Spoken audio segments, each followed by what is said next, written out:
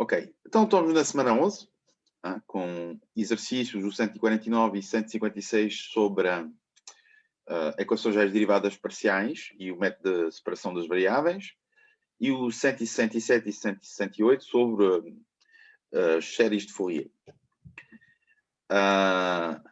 Todos os exercícios que a gente vamos fazer, eles na verdade estão resolvidos na sebenta, simplesmente antes dos exercícios, ou seja, aqui, se vocês lerem a sebenta, a parte da sebenta que é anterior ao exercício tem uma resolução do exercício, essencialmente, ou de um exemplo muito parecido.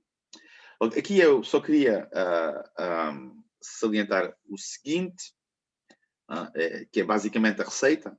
O procedimento que adotaremos é o seguinte: obtemos muitas soluções com o método de separação das variáveis, usamos as condições iniciais e as condições de contorno, quer dizer, aqui as condições de contorno para restringir as soluções, o que quer dizer essencialmente para determinar as constantes de integração que o método da separação das variáveis vai nos dar, e dentre essas utilizamos as condições iniciais também para determinar as constantes de integração.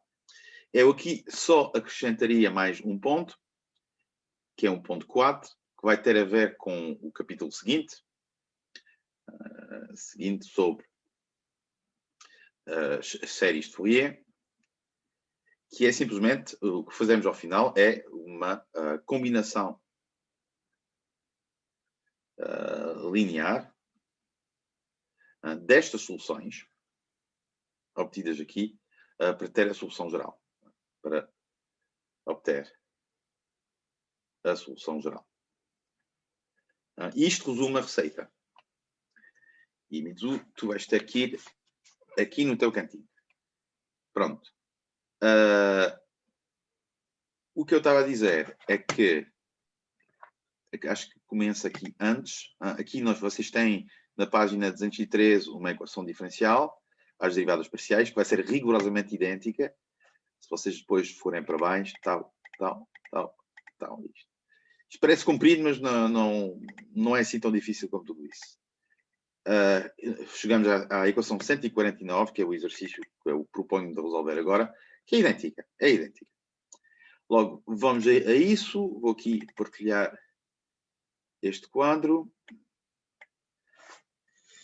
Então, temos esta equação, du sobre dt igual a d2u dx2, com condições de contorno, CCs, u de t0 igual a u de t1 igual a 0, qualquer seja t superior ou igual a 0. Bom, porquê que chamam-se condições de contorno?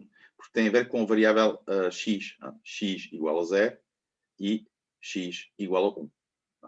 Aqui, x igual a 0, x igual a 1. E a variável t é livre de variar como quer.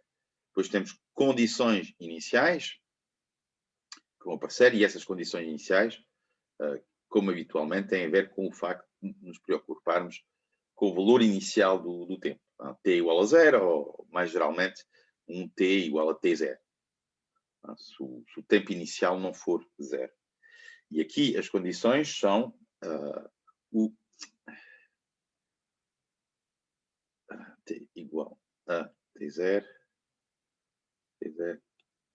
aqui são u de 0x igual a sen de 2 px. Para qualquer seja x, aqui restrito no intervalo delimitado pelas condições de contorno.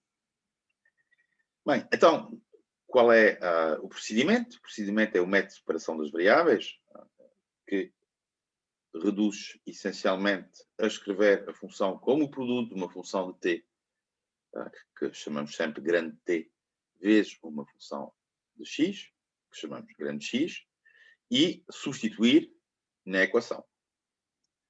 Substituir. Aqui eu vou chamar a equação E em E. E uma vez que a gente faz isso, é muito simples ver que vamos ter então, a derivada de u em ordem ao tempo, o x é uma constante, isto vai fazer aparecer t' de t vezes x de x, e a derivada segunda em ordem ao espaço vai-me fazer aparecer t de t vezes a segunda derivada de x. Ora bem, separação das variáveis vai permitir fazer uma coisa que nós já fizemos várias vezes, que é, mais ou menos, que é escrever de um lado uma função t' de t sobre t de t, que é igual, ao outro lado, uma função que depende só de t, x segunda de x sobre x. Isto é uma coisa que já demonstramos, pelo menos na semana passada, ou na teórica, que é que quando nós temos uma função de t que é igual a uma função de x, isso quer dizer que elas são constantes. E chamamos k a constante de separação. K, constante de separação.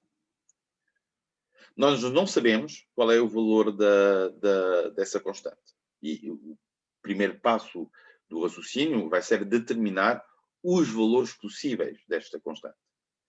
Mas o que parece relativamente claro é que, ao separar as variáveis, nós passamos de uma equação...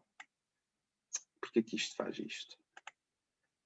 Isto é um bocadinho lento. Passamos de uma equação às derivadas parciais da segunda ordem a duas equações ordinárias, ou seja, não são derivadas parciais. Logo, uma primeira equação vai ser uma equação em t, que é t'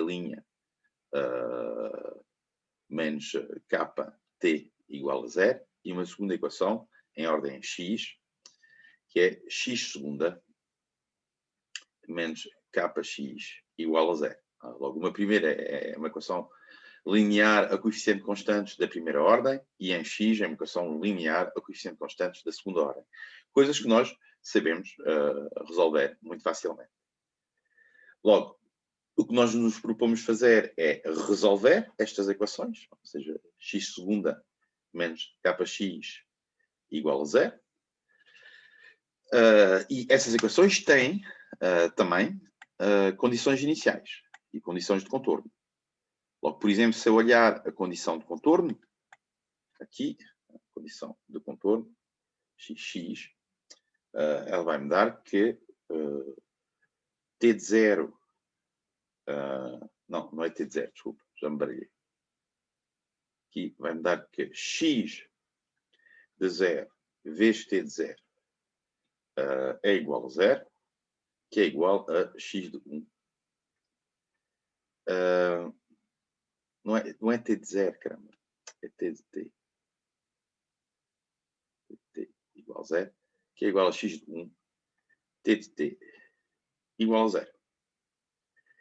Isso implica que x de 0 é igual a 0, é igual a x de 1. Então, porquê?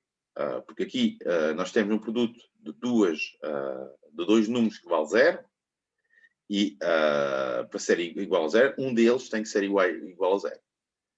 Porquê que nós não consideramos, porquê que aqui nós descartamos, nós consideramos que t de t é diferente de 0, para qualquer seja t, simplesmente porque se o t de t for igual a 0, ou seja, se o x de 0 for diferente de 0, isto implica que o t de t é igual a 0, qualquer seja t, e isso vai nos dar uma solução que é identicamente nula. Mas nós já sabemos que estas equações, visto que são equações homogéneas, têm uma solução identicamente nula. Também já sabemos que a equação E acima, às derivadas parciais, tem uma solução identicamente nula. Não é essa solução que nos interessa. Nem que seja por causa da condição inicial. A condição inicial não é uma função identicamente nula. Bem, e aqui porque não consideramos a solução identicamente nula. Bem, aqui há toda uma discussão que a geral é feita. Discussão sobre o sistema, não é o sistema, o problema de valor inicial que está aqui, sobre o PVI, e essa discussão sempre reduz a considerar simplesmente os valores onde o K é negativo. Porque o que é que acontece? Esta equação, resumidamente, esta equação vai ter associada a ela uma equação característica que é da forma R ao quadrado menos K igual a zero. Isto vai nos dar os três casos, vai nos dar os três casos possíveis, consoante o valor de K, que é soluções exponenciais, as soluções de polinômio de grau 1, ou seja, AX mais B exponencial, e as soluções trigonométricas. E, aliás, a solução trigonométrica corresponde ao K inferior ou igual a zero. Logo, o que se passa é que, com estas condições de contorno, que estão aqui, estas soluções necessariamente, por causa das condições de contorno, são necessariamente triviais. São necessariamente triviais no sentido implicam que x é identicamente igual a zero. E nós, como eu disse aqui, nós consideramos as soluções identicamente nulas. Logo, isto reduz sempre, mesmo se essa discussão foi feita na semântica, na teórica, os três casos, reduz sempre ao caso onde o K é negativo.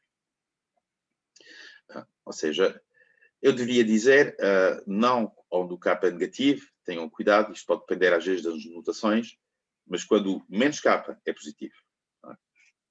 Logo, às vezes, consoante a notação, vocês podem ter situações onde, em certos livros, em vez de constante separação ser K, eles vão escrever menos K. Logo, cuidado com essas diferenças de notações que podem aparecer. Nos exercícios também. Logo, neste caso, com as nossas notações, corresponde a um K que é negativo e nós vamos denotar esse K igual a menos ômega ao quadrado. E porquê que escrevemos o K desta maneira? É por causa da equação característica. É para ter uma equação característica que é da forma R ao quadrado menos K, ou seja, R ao quadrado mais ômega ao quadrado igual a zero. Ou seja, isto vai nos dar que R é mais ou menos ômega. Tem, mais ou menos ômega vezes I. Logo, isso dá-nos uma solução da forma A sen ômega x mais B sen ômega x. E nós temos, mais uma vez, as condições de contorno, que são x de 0 igual a 0 igual a x de 1, que vão nos permitir determinar o A e o B. Bom, neste caso é muito simples. Faço x de 0, isto vai me dar A, é igual a 0. E quando faço x de 1, isto vai me dar B sen de ômega, que é igual a 0, por causa da condição. Ou seja, que é equivalente a dizer que o valor do ômega tem que ser um múltiplo de π, ou seja, nπ. E isso o que faz, ou seja, esta utilização das condições de fronteira, de contorno, e são condições de fronteira, também se chamam assim, o que faz é que determina o valor de K. Diz-nos que tipo de capas, que tipo de constantes de separação nós podemos ter para este problema. Aqui eu vou escolher N pertencente a grande N, na medida onde se o N for negativo, porque aqui o N obviamente pode ser um inteiro negativo, se o N for negativo, o sinal menos podemos sempre mandá-lo para a constante que está aqui. Logo aqui o sinal do N não é muito relevante. Digo isto e ao mesmo tempo pode haver situações onde o é, mas não é matemática, não neste semestre. Bem, pronto, logo nós já temos que x de x vai ser uma coisa da forma, uma constante, uma certa constante b, vezes sen de ômega x, ou seja, nπ x. Resolvemos aqui esta equação. Falta resolver a equação em ordem ao tempo. Logo, a equação em ordem ao tempo é t' sobre t igual a k. E k é igual a quê? É igual a menos ômega ao quadrado. E menos ômega ao quadrado é igual a quê? É igual a menos n ao quadrado π ao quadrado. E isto é uma equação que nós sabemos quase imediatamente primitivar, porque isto vai dar uma exponencial, uma exponencial de uma constante vezes t. Mas qual é a constante que está a multiplicar o t na exponencial? Vai ser esta constante aqui. Logo, isto vai nos dar que t de t é igual a certa constante de integração, t0, vezes exponencial de menos n ao quadrado, π ao quadrado, t. Logo, como é que se passa rapidamente da equação à solução? Simplesmente porque a gente, mais uma vez, sabe que a solução disto está a ser da forma exponencial, vejam, uma constante vezes exponencial de alfa t. Mas t' sobre t, quando eu tenho isto é igual a alfa. Por causa das regras de primitivação. Logo, este valor que está aqui, ele dá-me o alfa. Daí eu ter aqui a solução. O que é que falta fazer? Falta determinar o tal t0, mas o tal t0 vai ser dado, porque isto corresponde ao valor t igual a 0, isto vai ser dado pelas condições iniciais.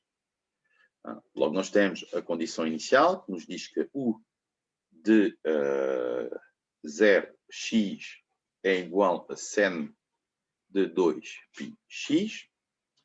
E nós temos esta solução, que nós acabamos de determinar pelo seu método de separação das variáveis, que é u de t x, que é igual ao tal t de t vezes x,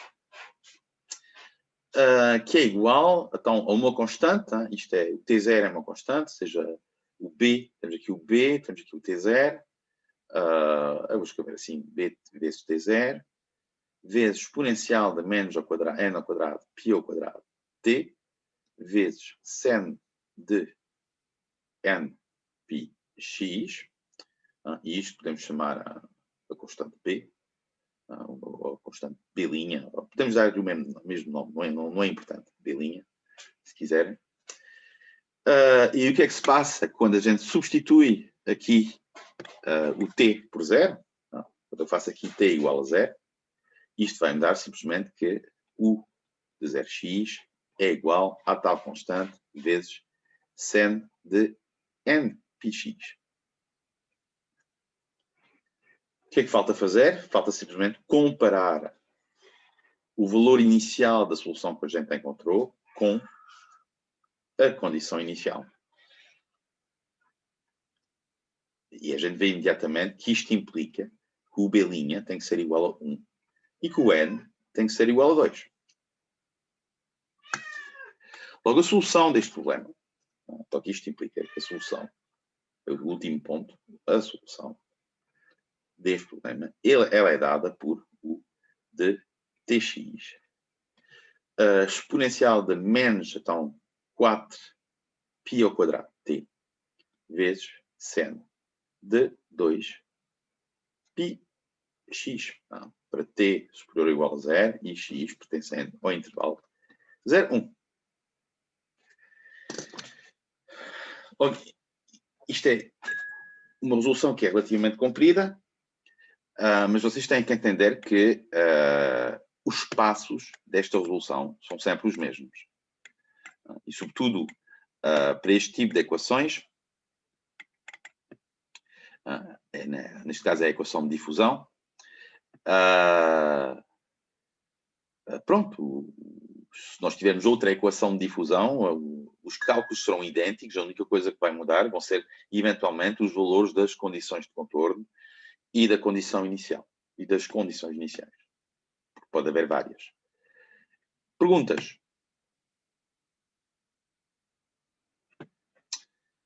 Pronto, então o exercício seguinte é, qual é que é? é o 156, que é a equação de onda. Logo aqui também, antes do exercício, vocês têm uma resolução de uma equação de ondas. Aqui, logo, neste exercício, também temos uma equação às derivadas parciais com condições de contorno, que estão aqui, quando fazemos x igual a 0 e x igual a L, e duas condições iniciais, uma na derivada, em ordem a t, que vale 0, e outra em relação à função, que vale uma certa função. Logo, aqui entendem que, porque é que nós temos aqui uma condição de contorno que envolve, aqui fazer um zoom, não, eu vou passar aqui ao quadro. Vamos aqui passar ao quadro, que é mais simples. Vou escrever a equação e vou comentar. Logo, a equação é esta, d2u dt2 igual a c quadrado d2u dx2, e temos duas condições de contorno, que agora envolvem não a função, mas a derivada da função em ordem a x, tl igual a 0, t superior igual a 0, e uma condição e duas condições iniciais que envolvem a derivada em ordem a t da função em 0, isto é, em 0, x igual a 0, e o aqui, em 0, e o valor da função em 0, sendo πx sobre L. Logo, nós vimos, por exemplo, no exercício anterior, que nós tínhamos duas condições de contorno e que essas duas condições de contorno permitiram resolver uma equação ordinária de segunda ordem em ordem à variável x. É por isso que a gente precisa de duas condições de contorno, porque estamos com uma equação de ordem 2. No exercício anterior, nós tínhamos uma derivada de ordem 1 que parecia. E qual foi a consequência disso? É que nós só precisávamos de uma condição inicial. Porque é de ordem 1, uma condição inicial vai-me dar a constante de integração. A única constante de integração. Aqui, como é um problema de ordem 2, em ordem ao tempo, eu vou precisar, de facto, de duas condições iniciais. Porque de ordem 2, duas constantes de integração vai dar que precisamos de duas condições iniciais. Bem, então, o processo de resolução é o mesmo, separamos as variáveis, as derivadas parciais são fáceis de calcular, ou seja, nós fazemos aqui a mesma coisa que fizemos no exercício anterior, vou ser um bocadinho mais rápido. Isto vai nos dar uma equação que é da forma t segunda sobre c ao quadrado t igual à constante de comparação igual a x segunda sobre x. Se me perguntarem porque é que eu tirei o c deste lado, é porque é uma convenção clássica. É uma convenção clássica e tem a ver com o facto que c, aqui, ou seja, tem a ver com, vê-se melhor aqui na equação. Quando eu escrevo du sobre c ao quadrado dt ao quadrado, o que eu estou a fazer é a derivada d2u em ordem à variável dct ao quadrado.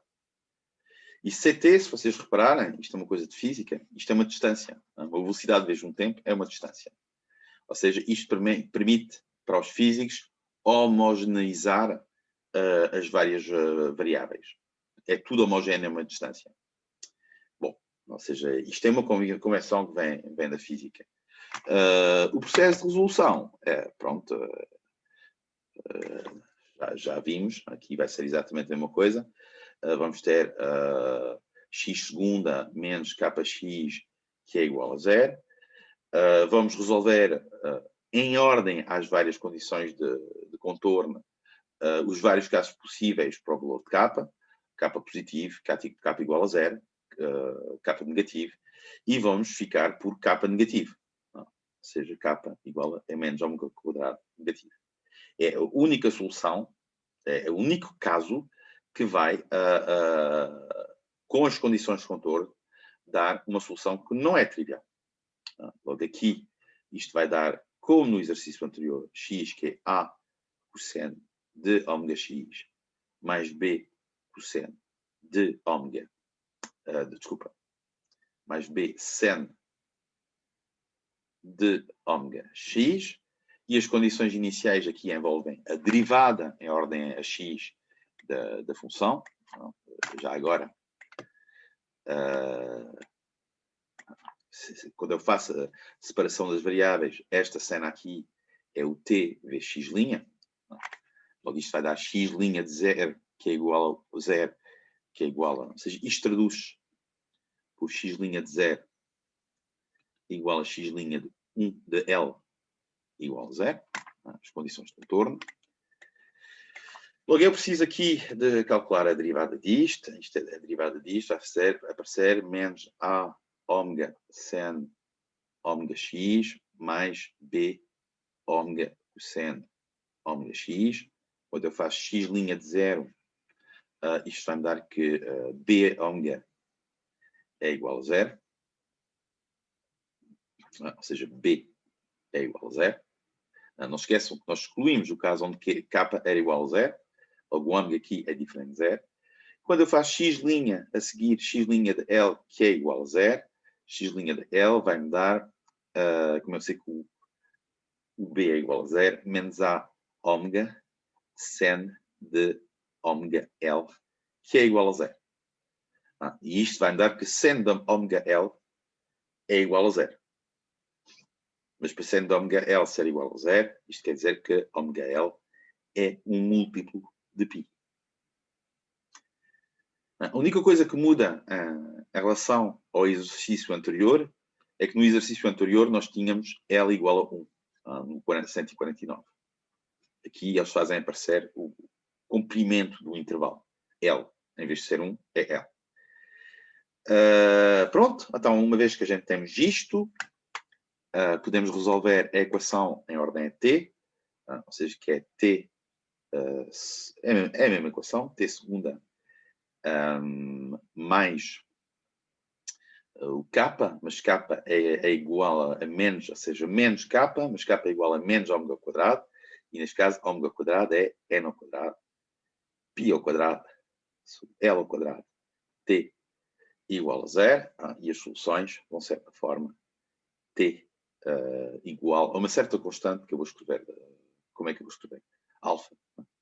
Alfa. Por acaso, eu não sei se é muito vantajoso escrever isto ou escrever ômega ao quadrado, por enquanto. Vamos escrever isto ômega ao quadrado, para não estar sempre a escrever n ao quadrado, π ao quadrado sobre L ao quadrado. Ou seja, alfa cosseno ômega t mais beta seno de ômega t. E aqui eu lembro... Diz? E o c ao quadrado desaparece. Não, esqueci. Não é que desapareceu, é que eu esqueci. Neste caso, onde é que ele fica? Isto basta ver, está a ver, ele fica c ao quadrado vezes k. Logo, o c ao quadrado, ele fica aqui. Ou seja, é c ao quadrado vezes o ômega. Logo, aqui tem toda a razão. Esqueci o c. Vocês sabem quanto é que vale a velocidade da luz para os físicos?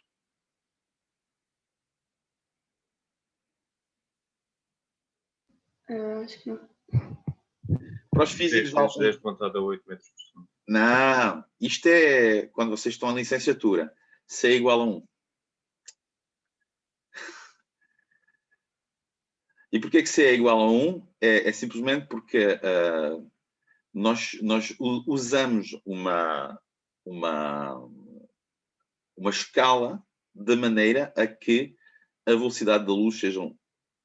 E tem a ver com aquelas coisas que eu disse, CT homogéneo a X.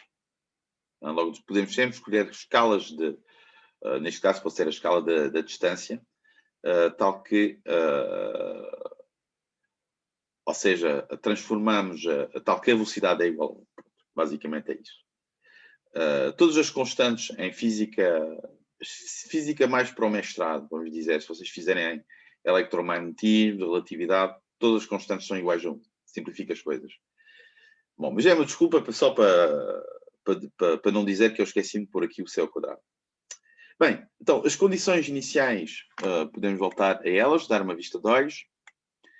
são que a derivada em ordem ao tempo é nula e a derivada e o valor em t igual a 0 vale cosseno πx. Logo, vamos escrever aqui a derivada em ordem ao tempo. Aqui não precisamos fazer a derivada, podemos calcular a derivada. Isto vai dar t', que é igual a menos alfa c ômega sen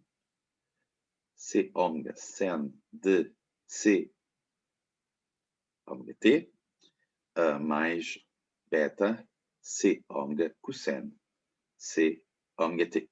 Obviamente, t' de 0 igual a 0, quer dizer que o beta, ou seja, beta c ômega é igual a 0. Ou seja, implica que o beta é igual a 0.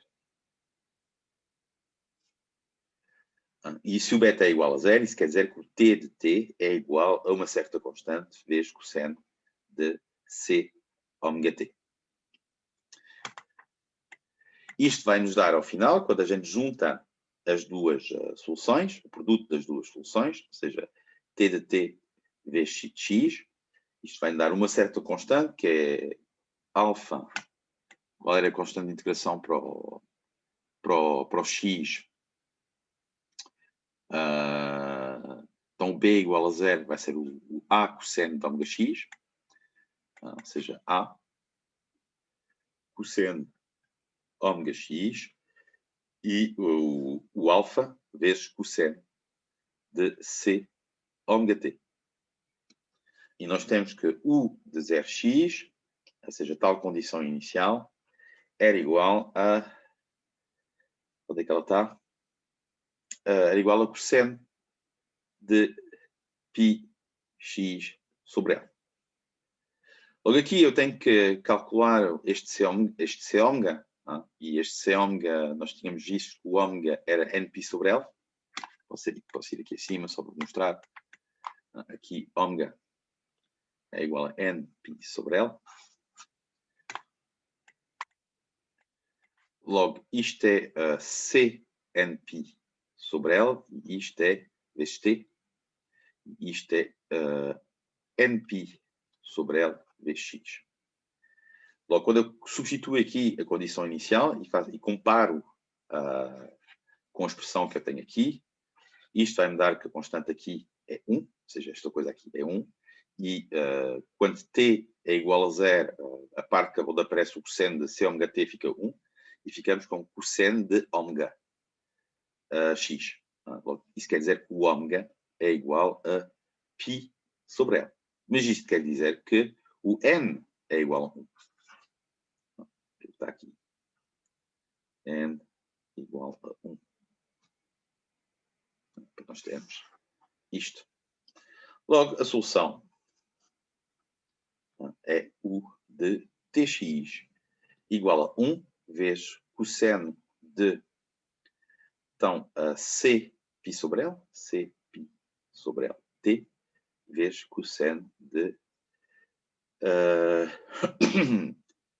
π sobre L, x. É isto que eu encontrei. É isto que eu encontrei. São mais 20 minutos. Bem, logo,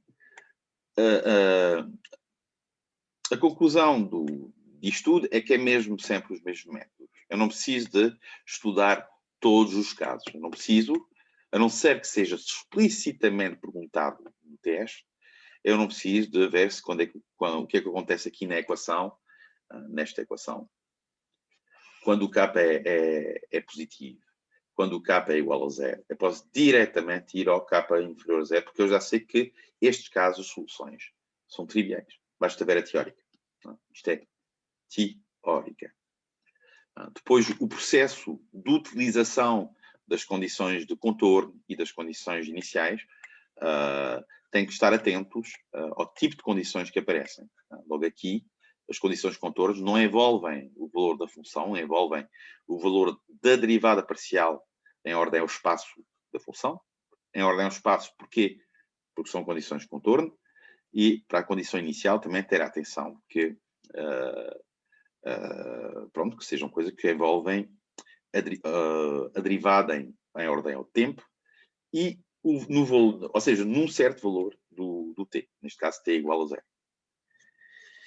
Também guardam em mente este pequeno truque que permite verificar a coerência do problema, se o problema faz sentido, se o problema tem soluções, que é o número de condições de contorno, o número de condições iniciais em função à ordem das derivadas parciais, em ordem ao espaço, em ordem ao tempo.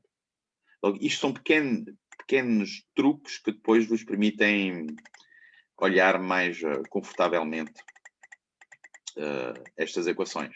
Isto é simples, isto não é complicado.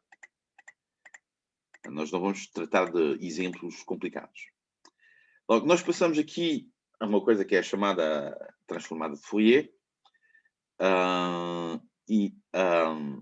Bom, vocês já viram a teórica. As fórmulas importantes são esta. Esta fórmula aqui é daquelas fórmulas que convém ou perceber ou decorar. Isto é possível perceber porque é que é assim. Esta também é importante, porque isto é a decomposição com o que eles chamam de composição real. Isto aqui é de composição complexa, porque envolve uma exponencial complexa. Obviamente, se a função for... Se a função f tiver valores reais, isso quer dizer que a decomposição complexa é igual à decomposição real. Ou seja, isto quer dizer que para obter a decomposição complexa, basta fazer a parte real. Para obter a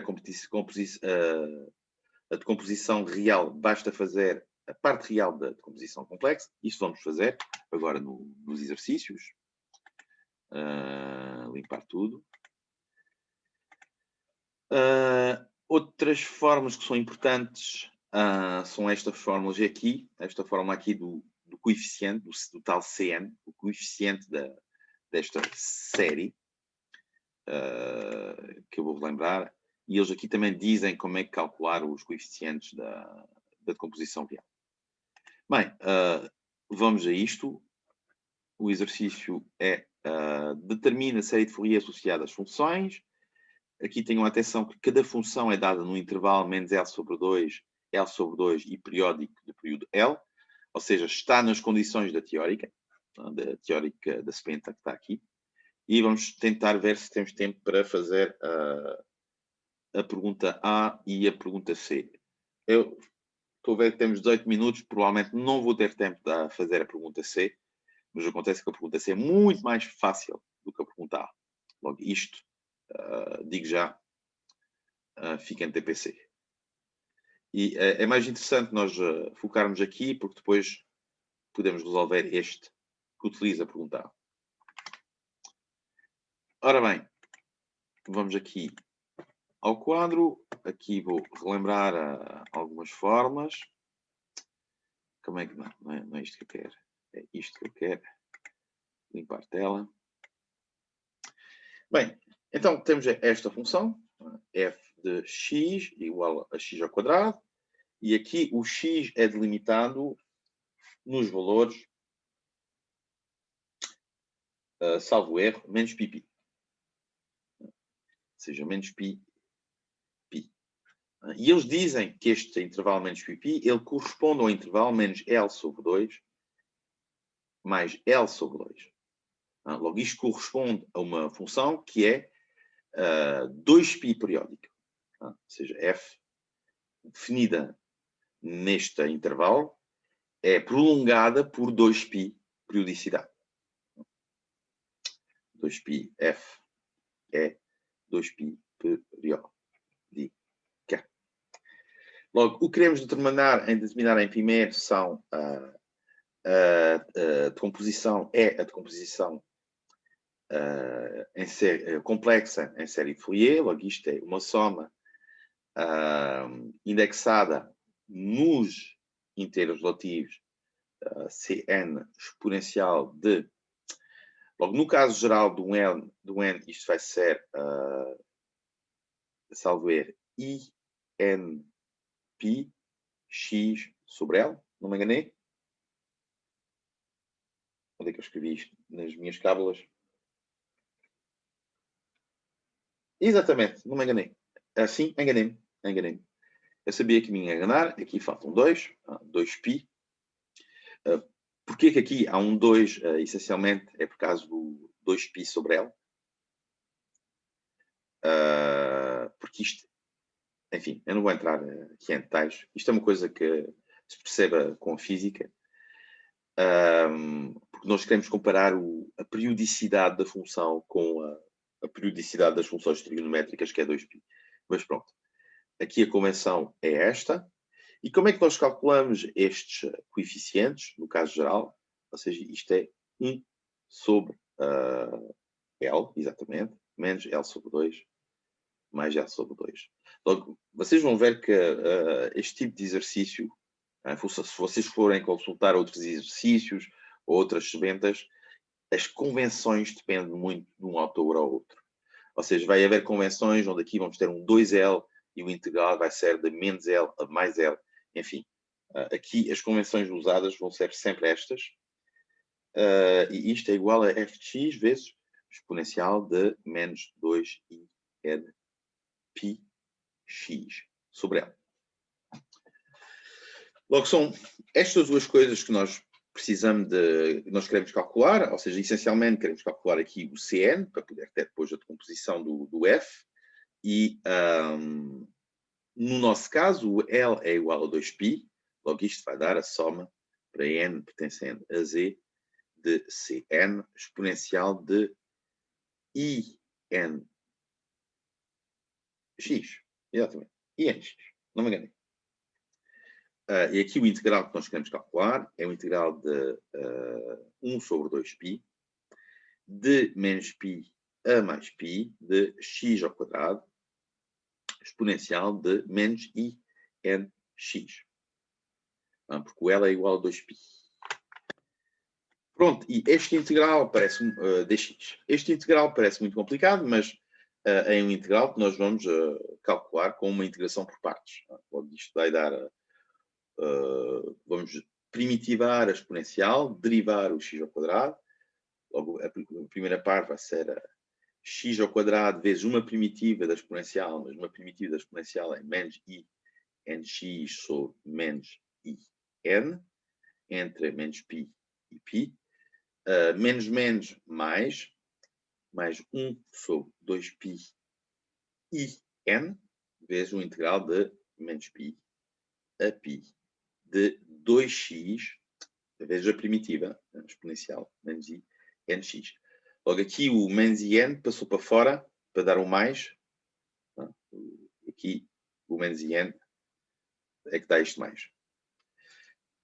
Ora bem, o que é que se passa aqui? Para já, esta primeira parcela, isto vai dar o quê? Então, isto vai dar π ao quadrado de sobre menos in,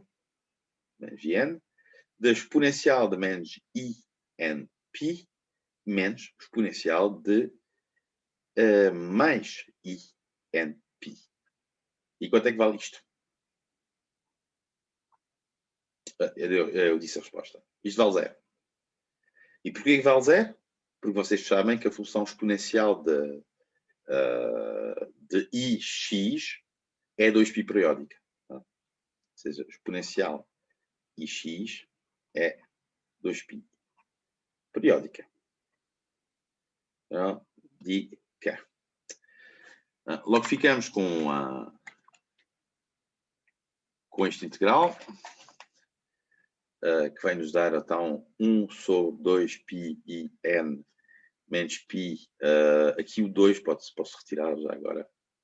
Ou seja, o 2 acima corta com o 2 em baixo. Π x exponencial de i nx dx. E aqui voltamos a primitivar por partes. Π i n de... vou pôr tudo para fora. Ou seja, x exponencial de...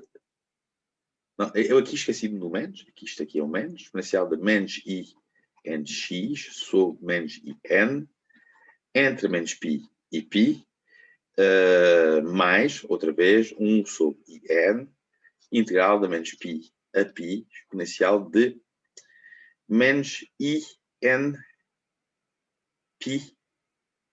Não, desculpe, n não é π, é x. aqui o n e aqui o x dx, porque a derivada de x é 1. Ok. Aqui não é muito difícil de ver que isto também vai dar 0. E vai dar 0 porquê? Porque isto vai ser, quando eu vou primitivar por partes, isto vai ser menos 1 sobre in ao quadrado de exponencial de menos inx entre menos π e π. Ou seja, parece a mesma coisa que está aqui, a periodicidade. Logo isto vale 0. E ao final das contas podemos passar aqui o in deste lado, o menos in deste lado. Vamos ficar com menos i ao quadrado, que vai ficar 1. Ou seja, isto fica 1 sobre πn ao quadrado. E a variação vai ficar π exponencial mais π exponencial. Logo, o π também pode ir aqui para fora e vai cortar.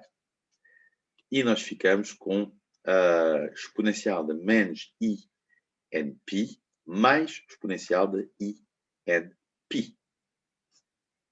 Aqui o mais vem de o x igual a π e o x igual a menos π.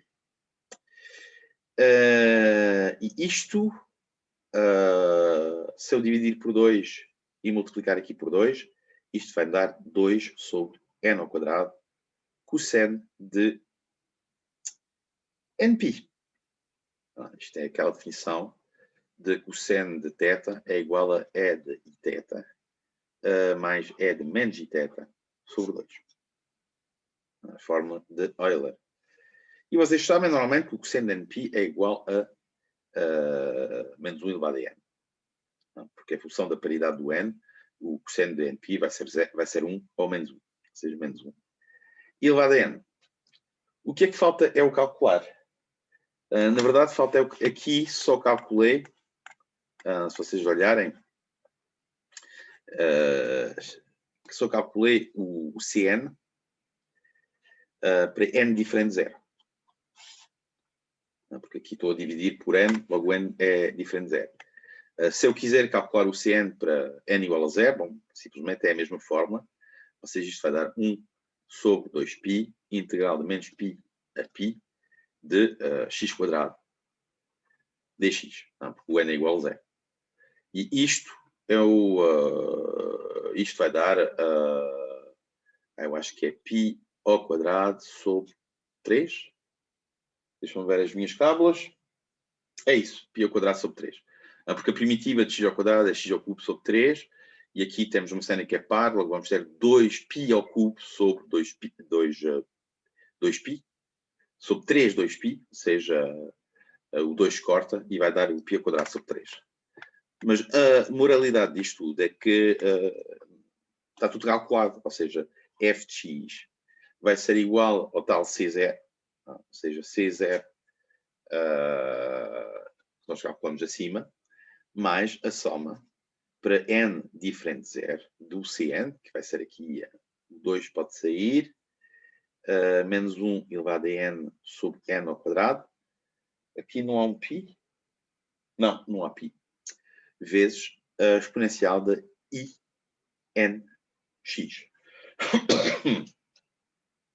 Está certo. Logo aqui é a decomposição de Fourier da função de composição complexa. E como eu disse, aqui a nossa função é x ao quadrado. E para ter a decomposição real, basta passar à parte real. Logo, a parte real de C0 é simplesmente C0, que é π ao quadrado sobre 3. Isto é igual a π ao quadrado sobre 3. E a parte real do resto é 2 para soma n diferente de 0 de menos 1 elevado a n, n ao quadrado, parte real de exponencial inx. Só que vocês sabem que a parte real da exponencial de nx é cosseno nx. E o que é que se passa aqui? Passa-se, não podemos esquecer que nós estamos a fazer uma soma nos inteiros relativos. Só que esta expressão aqui é par em relação ao n. Ou seja, isto é par em ordem ON.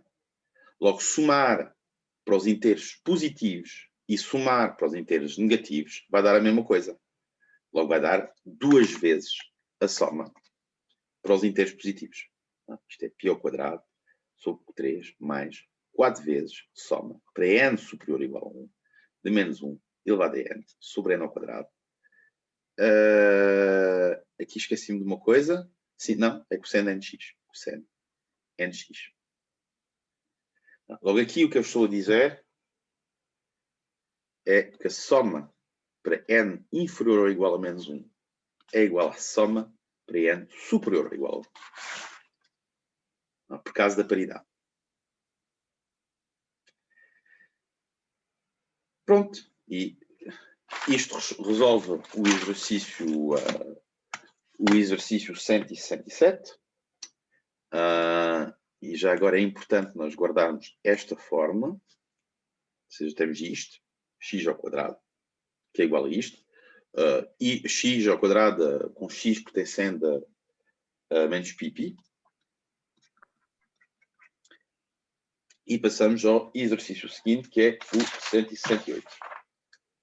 Logo, o 168, se vocês lembram-se de, acho que ou é análise 2 ou é análise 3, quando vocês estudaram séries numéricas, o 168 ele permite calcular a soma de séries numéricas muito importantes, que é a soma da série Dirichlet com coeficiente alfa igual a 2 e a soma da série de como é que se chama-se? De Leibniz, alternada, também com potência n ao quadrado.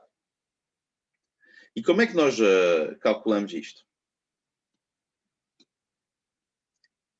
Simplesmente observando que estas cenas aqui, elas aparecem aqui. E que a única coisa que eu tenho que perceber é qual é o valor que eu tenho que dar ao x para ter aqui 1 ou para ter aqui menos 1 elevado a n. Logo, a primeira, quer dizer, a segunda, é fácil de ver, que a gente só precisa aqui de considerar x igual a 0. Porque se eu considerar x igual a 0, esta expressão, esta soma, n superior ou igual a 1, do cosseno n0, vai ser cosseno de 0, que é 1. Logo, isto dá-me que 0 é igual a π ao quadrado sobre 3, mais 4 vezes a soma, para n superior ou igual a 1, de menos 1 elevado a n ao quadrado, que é a série que a gente quer calcular aqui. Ora bem, isso quer dizer que a soma vai ser o quê? Vai ser menos π ao quadrado, menos π é ao quadrado? É ao quadrado. Menos π ao quadrado sobre 3, a dividir por 4, ou seja, menos π ao quadrado sobre 12. Logo, uma das grandes aplicações das séries de Fourier é nos permitir calcular somas de certas séries numéricas clássicas, as séries de Dirichlet, essencialmente. Para a soma de 1 sobre n ao quadrado, nós temos de perceber qual é o valor de x também que temos que usar aqui. E aqui, basta-se lembrar que o cosseno de nπ, ou seja, o menos 1 elevado a n, ele vinha do cosseno de nπ, que é igual a menos 1 elevado a n. Logo, para fazer desaparecer o menos 1 elevado a n, não há nada melhor como 1 menos 1 elevado a n. Porque vamos ter menos 1 elevado a uma potência par. Logo, aqui basta pegar em x igual a π. Porque a soma, quando x é igual a π, vai nos dar que π ao quadrado é igual a π ao quadrado sobre 3, mais 4 soma n superior ou igual a 1. E vai acontecer aquilo que eu disse, ou seja, vamos ter menos 1 elevado a n ao quadrado sobre n ao quadrado. Logo, isto dá que a soma dos 1 sobre n ao quadrado para n superior ou igual a 1 vai dar π ao quadrado menos π ao quadrado sobre 3, ou seja, vai dar 2π ao quadrado sobre 3, π ao quadrado sobre 3, a dividir por 4, ou seja, π ao quadrado sobre 6. E lá tem as somas destas séries numéricas clássicas. Agora, uma coisa que seria interessante, se vocês tivessem tempo para pensar em coisas interessantes, seria tentar imaginar qual vai ser a função. Qual é a função que eu tenho que pôr aqui? Para calcular, por exemplo, a soma de 1 sobre n ao cubo. Ou a soma de menos 1 elevado a n sobre n ao cubo. Isto pode ser interessante tentar perceber que tipo de funções vão dar que tipo de CNs.